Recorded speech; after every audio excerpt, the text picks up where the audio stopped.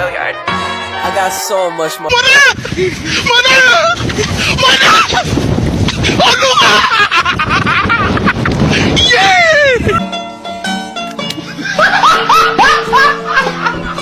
Are you ready, kids? Aye, aye, Captain! I can't hear you. Aye, aye, Captain! Oh! Fucking design on right now. Break it down, bring it back, make it clap. I got 3 old thoughts, new block, where that thing. Bitches on my line, and you know Analisis dari kasus Daihatsu yang terjadi pada bulan Desember tahun 2023 merupakan skandal pemalsuan dokumen uji keselamatan yang dilakukan oleh Daihatsu Motor Co. Ltd. di Jepang.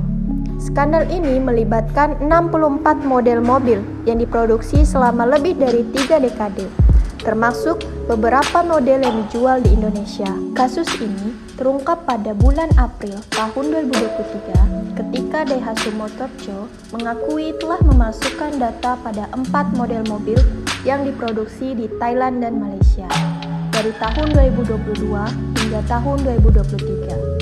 Pemalsuan data tersebut dilakukan untuk meningkatkan hasil uji keselamatan mobil-mobil tersebut. Pada bulan Desember tahun 2023, Daihatsu Motor Co.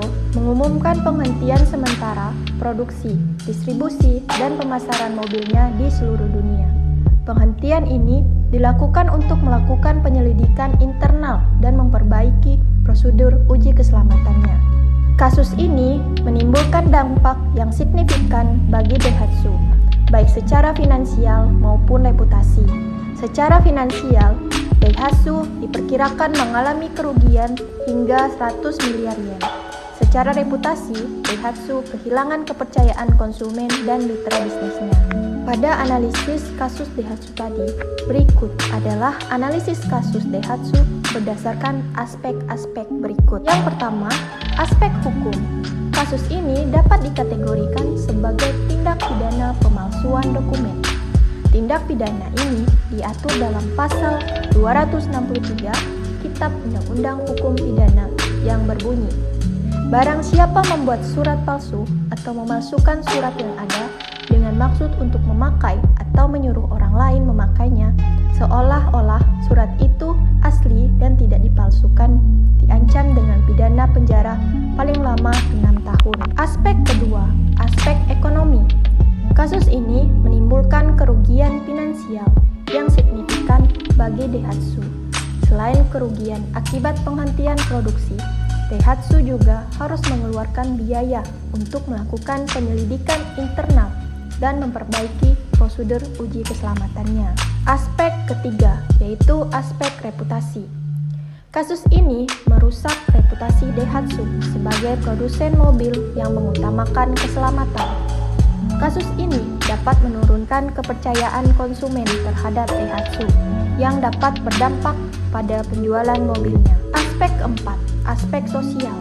Kasus ini dapat membahayakan keselamatan konsumen. Pemalsuan data uji keselamatan dapat menyebabkan mobil tidak memenuhi standar keselamatan yang ditetapkan. Hal ini dapat menimbulkan risiko kecelakaan bagi penumpang dan pengemudinya. Berdasarkan analisis tersebut, dapat disimpulkan bahwa kasus Daihatsu merupakan skandal yang serius. Skandal ini tidak hanya berdampak negatif bagi Daihatsu, tetapi juga bagi konsumen dan masyarakat luas. Yang terjadi atas manipulasi uji keselamatan yang dilakukan oleh Daihatsu dapat dibagi menjadi 2 kategori, yaitu dampak langsung dan dampak tidak langsung. Dampak langsung yaitu penurunan kepercayaan konsumen terhadap Daihatsu. Di sini maksudnya adalah kasus ini tuh dapat menurunkan kepercayaan konsumen terhadap Daihatsu, bahkan terhadap industri otomotif secara keseluruhan. Konsumen menjadi lebih skeptis terhadap hasil uji keselamatan yang dilakukan oleh produsen mobil. Selanjutnya, dampak tidak langsung dari manipulasi uji keselamatan Daihatsu yaitu sebagai berikut. Yang pertama, menurunnya kepercayaan konsumen terhadap industri otomotif secara keseluruhan. Maksudnya di sini itu kasus ini tuh dapat menurunkan kepercayaan konsumen terhadap Daihatsu, bahkan terhadap industri otomotif secara keseluruhan. Konsumen menjadi lebih skeptis terhadap hasil uji keselamatan yang dilakukan oleh produsen mobil. Selanjutnya, meningkatkan pengawasan terhadap prosedur uji keselamatan yang dilakukan oleh produsen mobil. Maksudnya di sini itu adalah kasus ini tuh mendorong pemerintah dan lembaga terkait untuk meningkatkan pengawasan terhadap prosedur uji keselamatan yang dilakukan oleh produsen mobil. Pengawasan ini bertujuan untuk mencegah terjadinya kasus serupa di masa depan. Selanjutnya, memperkuat penegakan hukum terhadap tindak pidana pemalsuan dokumen. Maksudnya adalah kasus ini juga mendorong pemerintah untuk memperkuat penegakan hukum terhadap tindak pidana pemalsuan dokumen. Penegakan hukum yang tegas diharapkan dapat memberikan efek jera bagi pelaku kejahatan ini. Jadi, secara keseluruhan, kasus manipulasi uji keselamatan Daihatsu merupakan skandal yang serius. Skandal ini berdampak negatif bagi Daihatsu, industri otomotif, dan konsumen. Kasus manipulasi uji keselamatan Daihatsu telah menimbulkan dampak yang signifikan bagi kebijakan dan penjualan mobil Daihatsu di berbagai negara pelanggan. Kebijakan yang dilakukan, yang pertama yaitu untuk memulihkan kepercayaan konsumen. Daihatsu telah melakukan sejumlah perubahan kebijakan, antara lain yaitu meningkatkan transparansi dalam prosedur uji keselamatan, membentuk komite independen dan mengawasi prosedur uji keselamatan, dan memberikan kompensasi kepada konsumen yang terdampak oleh kasus ini. Dan untuk penjualan, kasus ini telah berdampak negatif pada penjualan mobil Daihatsu di berbagai negara pelanggan. Penjualan mobil Daihatsu di Jepang turun sebesar 12% pada bulan Desember tahun 2023 dibandingkan dengan bulan sebelumnya. Penjualan mobil Daihatsu di Indonesia juga turun sebesar 10% pada bulan Desember tahun 2023 dibandingkan dengan bulan sebelumnya. Berikut adalah beberapa contoh dampak kasus Daihatsu terhadap kebijakan dan penjualan mobil Daihatsu di berbagai negara pelanggan. Yang pertama, Jepang. Daihatsu telah mengumumkan bahwa akan berhenti menjual model-model yang terlibat dalam kasus manipulasi uji keselamatan. Daihatsu juga akan melakukan recall untuk memperbaiki model-model tersebut. Yang kedua, Amerika Serikat. Daihatsu telah bekerja sama dengan Administrasi Keselamatan Lalu Lintas Jalan Raya Nasional untuk melakukan penyelidikan terhadap kasus ini. Daihatsu juga telah mengumumkan bahwa akan melakukan recall untuk memperbaiki model-model yang terlibat dalam kasus ini. Yang ketiga, Indonesia. Daihatsu telah melakukan recall untuk memperbaiki model-model yang terlibat dalam kasus ini. Daihatsu juga telah mengumumkan bahwa akan meningkatkan transparansi dalam prosedur uji keselamatannya. Secara keseluruhan, kasus Daihatsu merupakan pukulan berat bagi perusahaan tersebut. Kasus ini akan membutuhkan waktu yang lama untuk memulihkan kepercayaan konsumen. Bagaimana manajemen melakukan kebijakan produk, harga, dan promosi dalam pemasaran internasional? Kebijakan produk, harga, dan promosi merupakan 3 elemen penting dalam pemasaran internasional. Manajemen harus melakukan kebijakan-kebijakan ini dengan cermat agar produk dan jasa perusahaan dapat diterima dengan baik di pasar global. Pertama, kebijakan produk. Kebijakan produk dalam pemasaran internasional mencakup keputusan-keputusan tentang produk apa yang akan dipasarkan, bagaimana produk tersebut akan dirancang, bagaimana produk tersebut akan dikemas, dan bagaimana produk tersebut akan diberi label. Dalam membuat kebijakan produk, manajemen harus mempertimbangkan faktor-faktor berikut, yaitu yang pertama, preferensi konsumen di pasar global. Manajemen harus memahami preferensi konsumen di setiap pasar yang akan dituju.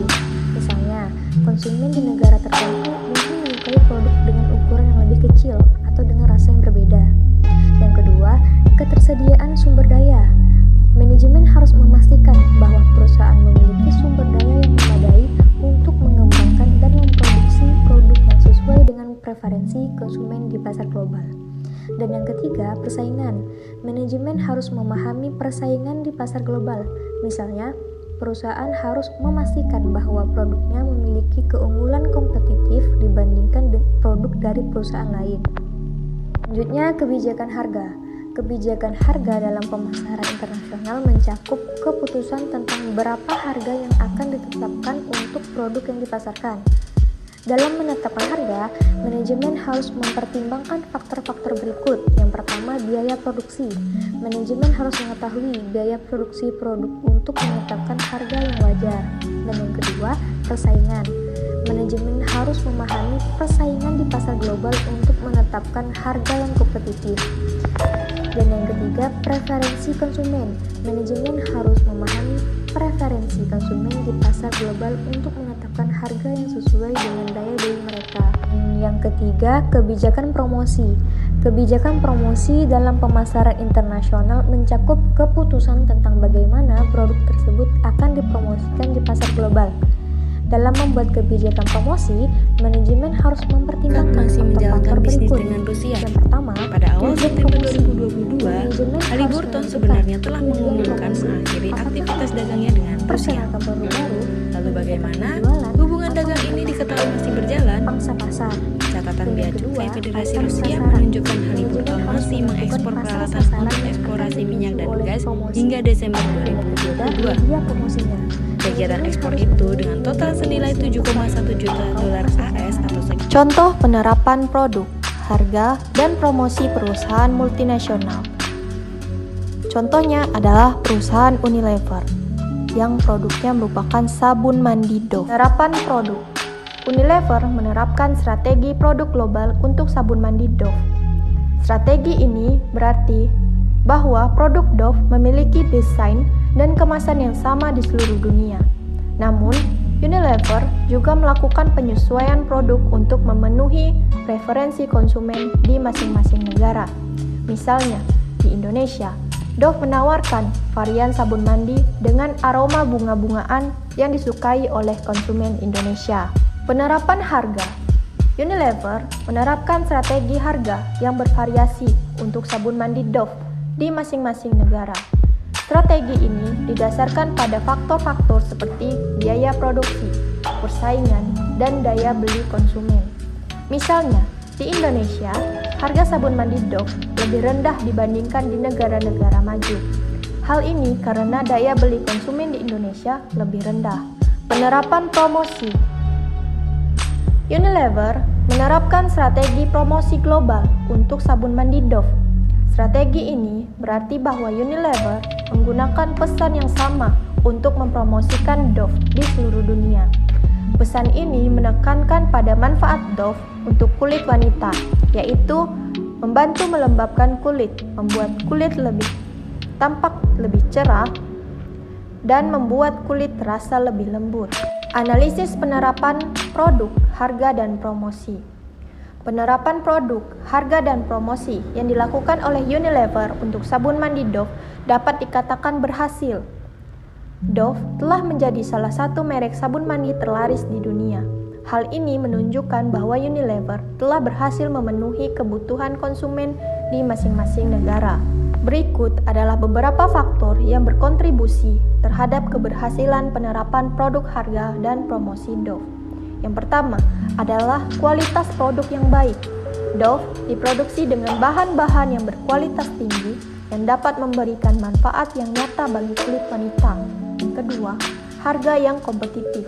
Dove menawarkan harga yang kompetitif dibandingkan dengan produk sabun mandi lainnya. Yang ketiga, pesan promosi yang efektif. Pesan promosi Dove yang menekankan pada manfaat Dove untuk kulit wanita telah berhasil menarik perhatian konsumen. Berdasarkan analisis tersebut, dapat disimpulkan bahwa penerapan produk, harga, dan promosi yang dilakukan oleh perusahaan multinasional harus disesuaikan dengan kondisi di masing-masing negara. Perusahaan harus memahami preferensi konsumen, persaingan, dan daya beli konsumen di masing-masing negara agar dapat mencapai tujuan pemasarannya. Israel mulai meluas di negara-negara Arab. Di Mesir, cabang-cabang jaringan restoran cepat saji barat lainnya mulai sepi. Salah satu warga di Kairo, Mesir, Reham Hamed, melakukan boikot produk Israel karena tak ingin menjadi bagian dari Israel meskipun tak sepenuhnya terasa. Di mata Reham Hamed, dengan menghindari produk-produk Israel merupakan salah satu cara mudah mendukung Palestina. Seiring dengan meluasnya kampanye ini, seruan boikot yang beredar di media sosial telah meluas hingga mencakup puluhan perusahaan dan produk yang mendorong para pembeli untuk beralih ke produk lokal. Selain Mesir, dampak boikot ini juga dirasakan di negara Arab lainnya seperti Yordania, Kuwait, dan Maroko. Beberapa negara di Arab melihat cara langkah boikot terhadap produk pro-Israel sebagai cara terbaik atau bahkan satu-satunya cara untuk membuat suara mereka didengar dan terlihat. Aksi boikot tersebut menyebabkan Unilever. Begitu juga yang dilakukan salah satu negara anggota NATO, Turkiye, dalam boikot produk Israel. Parlemen Turkiye bahkan melarang produk Coca-Cola dan Nestle beredar di negaranya sejak 7 November 2023. Adapun kampanye boikot yang dilakukan secara besar-besaran di belahan dunia pembela Palestina tak lepas dari serangan intensif Israel ke Gaza.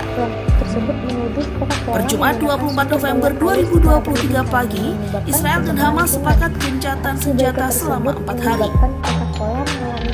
Jeda perang tersebut digunakan untuk bantuan kemanusiaan. Sebagai respon, Coca-Cola mengeluarkan pernyataan yang menegaskan komitmennya untuk keberlanjutan lingkungan. Perusahaan tersebut juga melakukan berbagai upaya untuk mengurangi dampak lingkungan dari operasinya. Selanjutnya, perusahaan Nike pernah menjadi sasaran boikot dari kelompok aktivis hak asasi manusia. Kelompok tersebut menuduh Nike menggunakan tenaga kerja anak dan pekerja paksa di pabrik-pabriknya di Asia. Aksi boikot tersebut menyebabkan Nike mengalami penurunan penjualan di beberapa negara, termasuk Amerika Serikat. Sebagai respon, Nike mengeluarkan pernyataan yang menegaskan komitmennya terhadap hak asasi manusia. Perusahaan tersebut juga melakukan berbagai upaya untuk memperbaiki kondisi kerja di pabrik-pabrik, kebijakan atau langkah-langkah untuk memulihkan kepercayaan masyarakat. Perusahaan yang menjadi sasaran boikot produk perlu mengambil langkah-langkah untuk memulihkan kepercayaan masyarakat. Langkah-langkah tersebut dapat berupa yang pertama, menanggapi boikot secara terbuka dan jujur. Perusahaan perlu mengakui adanya boikot dan menjelaskan posisi perusahaan terkait alasan boikot tersebut. Perusahaan juga perlu memberikan informasi yang transparan dan akurat tentang kebijakan dan praktik perusahaan. Yang kedua, melakukan perubahan atau perbaikan. Perusahaan perlu melakukan perubahan atau perbaikan atas kebijakan dan praktik perusahaan yang menjadi penyebab boikot. Perubahan atau perbaikan tersebut perlu dilakukan secara nyata dan berkelanjutan. Yang ketiga, membangun hubungan dengan masyarakat. Perusahaan perlu membangun hubungan dengan masyarakat yang menjadi sasaran boikot. Perusahaan dapat melakukan hal tersebut dengan melakukan komunikasi dan dialog yang terbuka dengan masyarakat.